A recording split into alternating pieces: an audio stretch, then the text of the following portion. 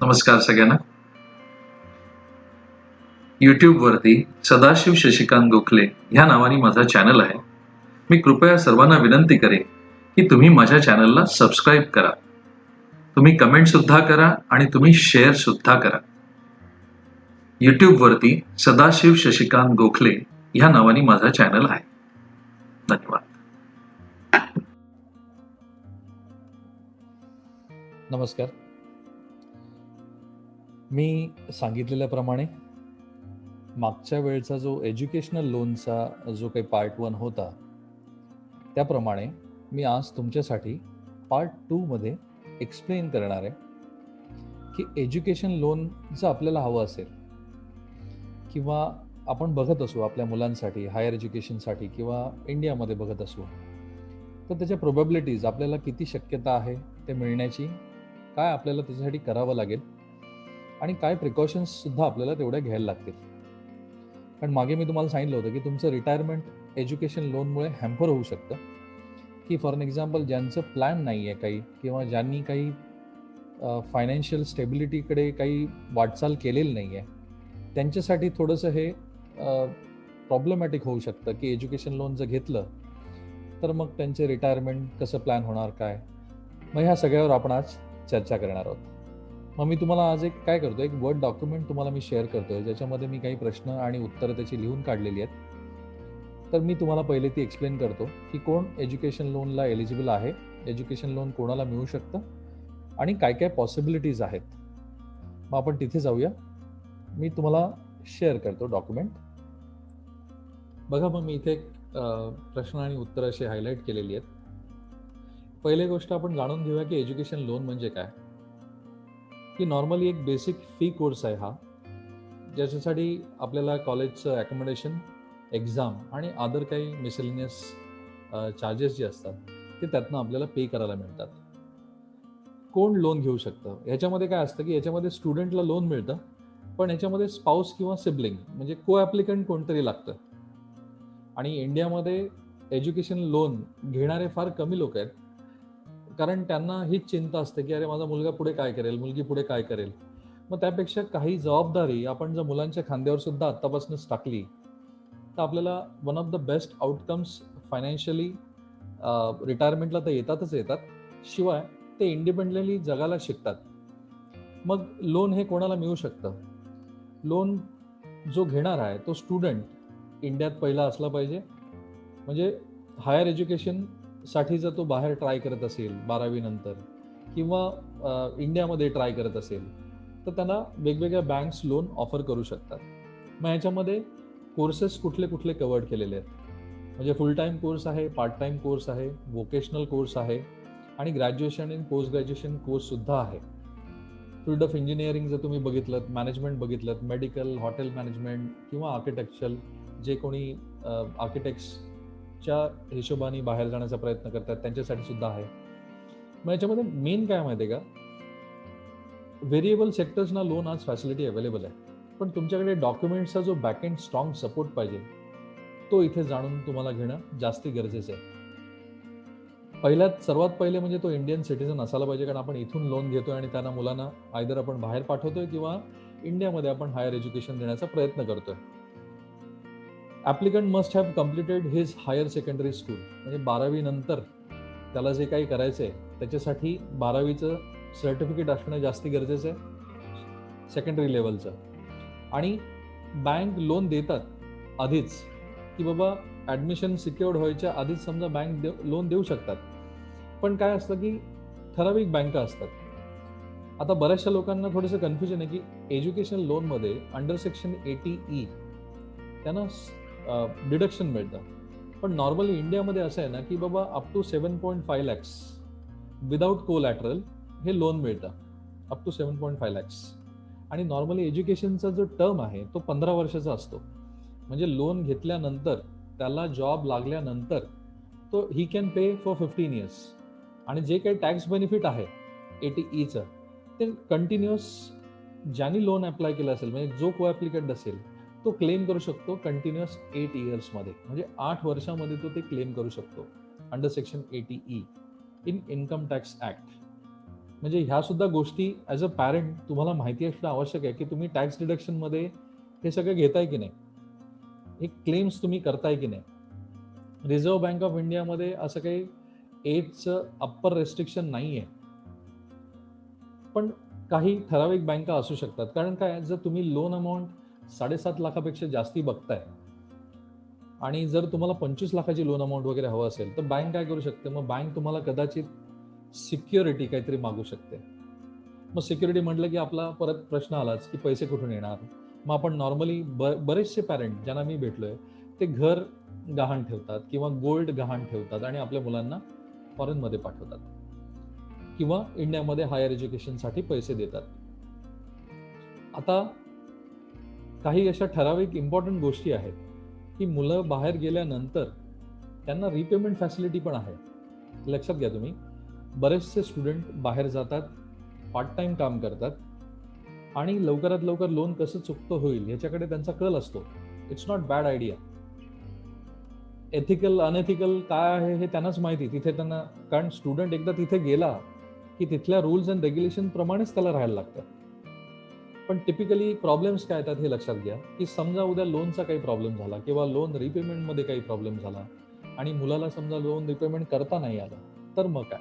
मग त्याची जबाबदारी कोणावर आहे? नॅचरली जो को ॲप्लिकंट असेल त्याच्यावर आहे. मग हा जे प्रॉब्लेम्स आहेत ह्याच्यात जर आपल्याला अडकायचं नसेल किंवा आपल्याला फसायचं नसेल, तर आपण सर्वात पहिले काय करायला पाहिजे, आपण ते पण बघूया. मी तुम्हाला एक वर्ड डॉक्युमेंट झाल्यानंतर एक एक्सेल शीट पण शेअर करणार आहे. त्याच्यामध्ये आपण आधीच एक कॉस्टिंग समजा काढून ठेवलं तर.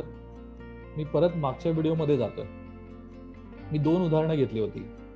एक 25,000 सॅलरीवाल्याचं उदाहरण घेतलं होतं आणि एक 50,000 सॅलरीवाल्याचं उदाहरण घेतलं होतं. 25,000 सॅलरीमध्ये मी काय दाखवलं होतं, की समजा एखाद्याने 1,80,000 वर्षाला भरलेत, 10 वर्ष म्हणजे 18 लाख रुपये भरलेत. आणि दुसरी मी केस घेतली होती ज्याच्यामध्ये एक 27 लाख रुपये भरलेत. ॲक्च्युली 18 दुणे 36 लाख होतात ते, पण काही कारणास्तव त्याला ते 27 लाखच भरता आले, त्याला ते 36 लाख रुपये नाही भरता आले. म्हणजे मध्ये काही प्रॉब्लेम्स झाले सेव्हिंगसाठी वगैरे. मी हे उदाहरण सांगतोय कारण की तुम्हाला कोरिलेट झालं पाहिजे की पहिला व्हिडिओ आणि दुसरा व्हिडिओ, म्हणून मी तुम्हाला ते मागचं उदाहरण परत सांगतोय.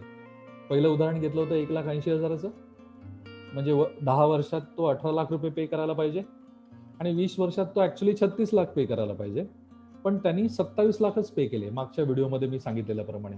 काही अडचणी आल्या, त्याला सेव्हिंग नाही करता आलं समजा, त्या केसमध्ये सुद्धा त्याला चांगले रिटर्न मिळाले होते.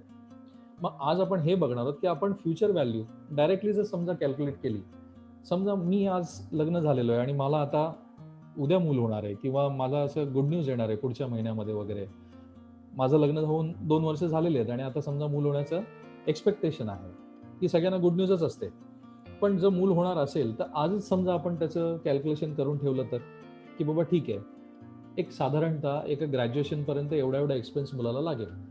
पोस्ट ग्रॅज्युएशन तो काय करायचं ते करेल. पण समजा एखादा कोर्स तुम्हाला आवडत असेल, तुमची इच्छा असेल की तुमच्या मुलांनी करावं, मग त्या कोर्सची आजची फी आणि त्याची पुढची येणारी फी काय असेल ह्याचं गणित सुद्धा आजच करून ठेवलं तर. कारण तुम्हाला 2 गोष्टी तर नक्की माहिती आहेत, इंटरेस्ट रेट आणि इन्फ्लेशन, म्हणजे महागाई आणि इंटरेस्ट रेट, ज्याला आपण कमाई म्हणतो. मग या 2 गोष्टींमधून आपल्याला ते पण समजून घेता येईल. मग आपण काय करूया, पुढे जाण्याच्या आधी काही पॉइंट्स अजून फिनिश करून घेऊया, मग आपण पुढे जाऊया.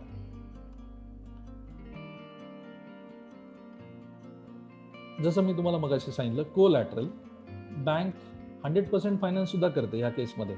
पण त्या केसमध्ये काय की त्यांना 7.5 लाखाच्या वर जी अमाऊंट असेल तर तुम्हाला घर ठेवायला लागतं किंवा तुमची जमीन किंवा तुमचं गोल्ड किंवा तुमचे म्युच्युअल फंडची काही इन्व्हेस्टमेंट असेल ती किंवा काही FD असेल ती, त्याच्या अगेन्स्टमध्ये काहीतरी तुम्हाला शुअरिटी बँकेत ठेवावी लागते. कारण जर 25 लाखाचं लोन घेणार असेल आणि मुलगा फॉरेनला आहे आणि समजा त्यांनी उद्या काही भरलं नाही किंवा मुलगी फॉरेनला आहे, तिला जमलं नाही, तर त्याची शुअरिटी बँकेला लागते आणि त्या केसमध्ये मग शुअरिटी म्हणून काहीतरी तुम्हाला तिथे ठेवावं लागतं as a collateral. Normally banks जे यूज करतात ते मार्जिनल कॉस्ट ऑफ फंड्स, म्हणजे MCLR जो रेट आहे त्याप्रमाणे बँक सध्या प्रणाली चालते.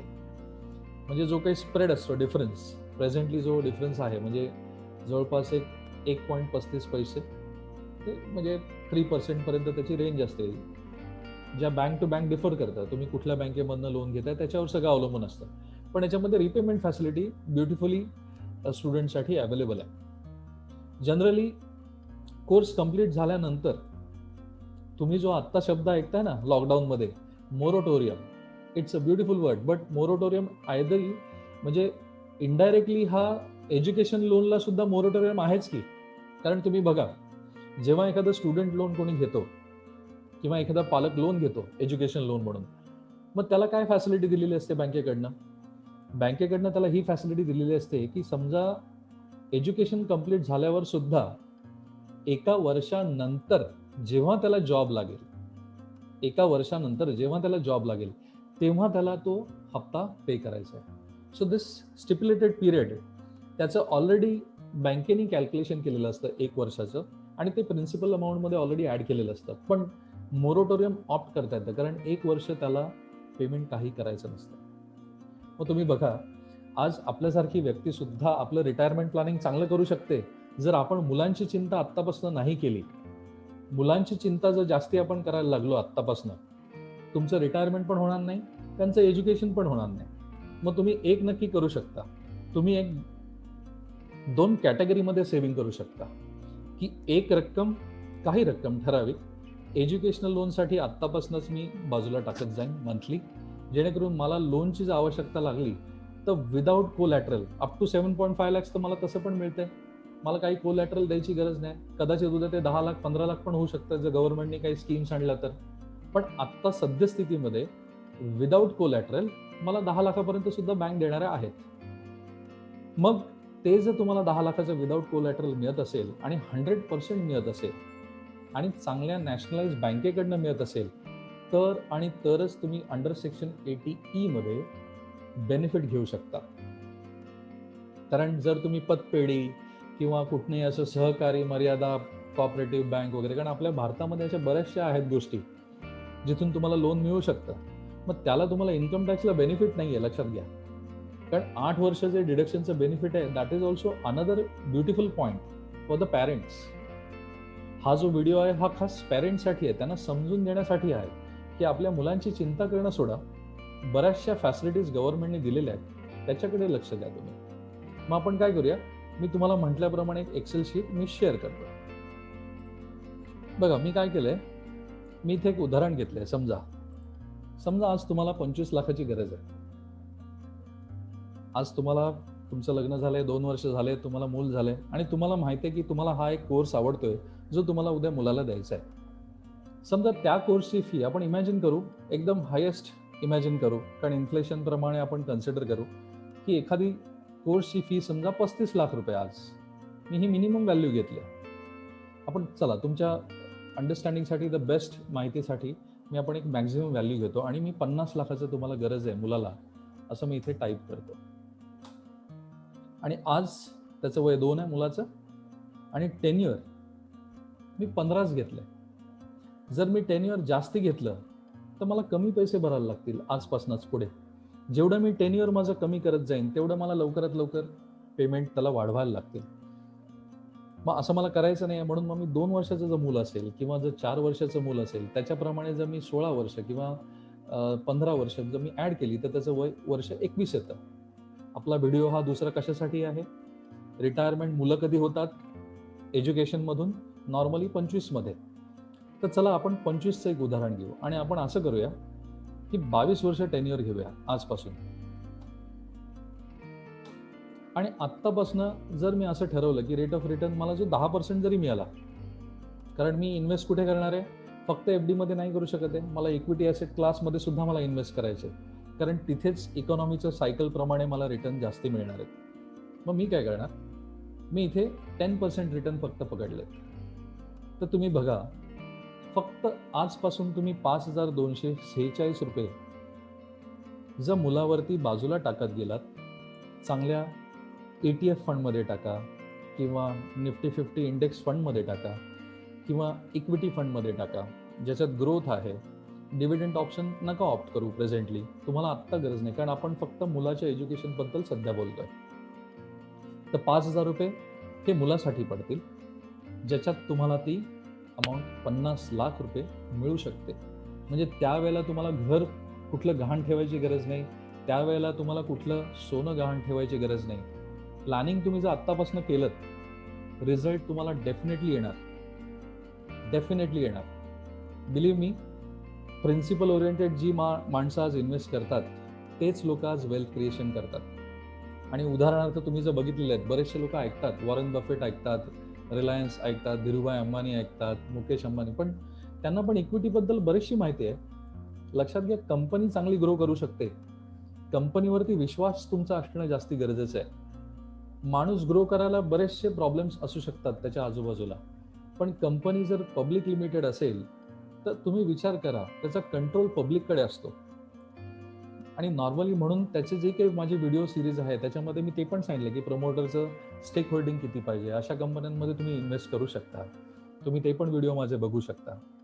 पण मला सांगायचं काय महत्त्वाचं आत्ता, की तुम्ही इक्विटी ॲसेट क्लासकडे सुद्धा थोडी रक्कम टाकायला पाहिजे. हेच उदाहरण मी समजा तुमच्यासाठी ठेवलं आणि तुम्हाला आता रिटायरमेंट व्हायचं आहे असं मी जर समजलो, आणि जर मी इथे तुम्हाला रिटायर व्हायचं आत्ता समजा तुमचं वय 40 आहे एक्झाम्पल, किंवा 35 आहे आपण पकडलं, आणि अजून तुम्ही 22 वर्षांनी म्हणजे 57 वर्षी, तुम्हाला सुद्धा 5,246 रुपये लागतील. बरेचसे लोक आता पीएफ कट करतात की नाही? तुम्ही करता ना पीएफ कट. पीएफ काय? तुमचा जो सॅलरीचा हिस्सा आहे तो तुम्ही सेव्ह करता, मग त्यातला काही पोर्शन इक्विटीमध्ये का नाही टाकत आजपासून? कारण तुम्हाला फिक्स्ड इन्स्ट्रुमेंटमध्ये 10 वर्षांनी किती रक्कम मिळणार आहे, अशी 15 वर्षांनी किती रक्कम मिळणार आहे, हे तुम्हाला स्वतः कॅल्क्युलेट करायचं आहे. आणि हे उदाहरण म्हणून मी तुम्हाला दाखवलंय. तुम्ही विचार करा, जर तुमच्याकडे आज वन टाइम इन्व्हेस्टमेंट असेल 6,14,000 रुपये वन टाइम, म्हणजे 60,000 वाल्याकडे सडनली कुठून पैसा आला आणि त्यांनी 6 लाख आज इन्व्हेस्ट करून टाकले 22 वर्षासाठी, तरी सुद्धा त्याला 50 लाख रुपये मिळतील. एवढी पॉवर ऑफ कंपाऊंडिंगमध्ये ताकद आहे. आणि खास करून आपल्या मराठी माणसाला हे समजायचं आहे की पॉवर ऑफ कंपाऊंडिंग, आपण फक्त गणिती सगळं वाचलेलं आहे, प्रॅक्टिकली बरेचसे कमी लोक असे आहेत की याचा खरंच अनुभव घेणार आहेत. तर माझा हा व्हिडिओ त्याच्यासाठी होता. मग मी आता काय करतो, अजून एक तुम्हाला स्क्रीन पुढची शेअर करतो. ही स्क्रीन बघा. आजकाल बरेचसे ऑनलाईन लोन EMI कॅल्क्युलेटर्स तुमच्यासाठी फ्रीली अवेलेबल आहेत, म्हणजे तुम्हाला काही शीट बनवायची गरज पण लागणार नाही. मी एक जस्ट इन केस रफ उदाहरण घेतलंय, कारण एज्युकेशन लोन हे 15 वर्षासाठी आहे. मग 15 वर्षासाठी आपण जर 25 लाखाच्या आसपास जर मुलाला लोन देतोय, दॅट मीन्स आपण काहीतरी सिक्युरिटी म्हणून तिथे ठेवतोय, आयदर आपलं गोल्ड, आपलं म्युच्युअल फंड, आपलं FD, नाही तर आपली प्रॉपर्टी.